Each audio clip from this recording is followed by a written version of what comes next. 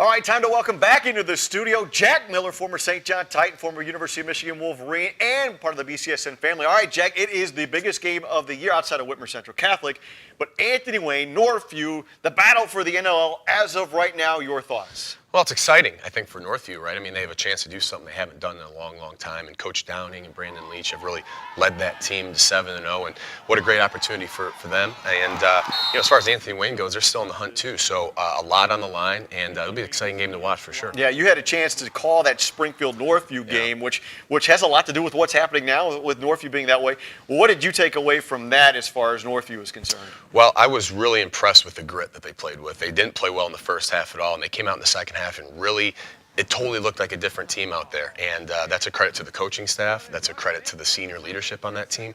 I was really impressed. So if they come out with that same kind of determination and mindset against Anthony Wayne, they're going to be in good shape, I think. Yeah, and they get Haubert back again for a second week. That will really help the Wildcats. Cannot wait to see how that plays out. We've been talking about it, and we'll continue to talk about it all week. All right, I have to get your opinion, though, on your alma mater, St. John's. This week's Charlie's Dodge Chrysler Jeep Ram Player of the Week, Brady Lichtenberg, the freshman quarterback.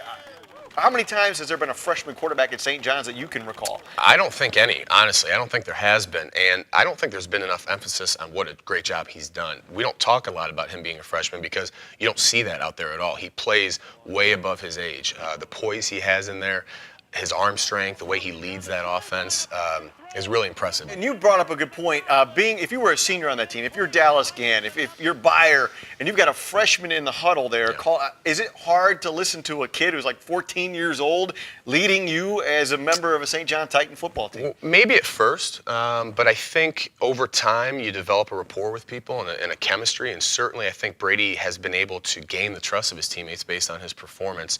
Certainly has the tools to be a great quarterback, and from the way it looks and the way his players have responded and kind of the chemistry that St. John's is playing with now, you've seen him get better almost every week.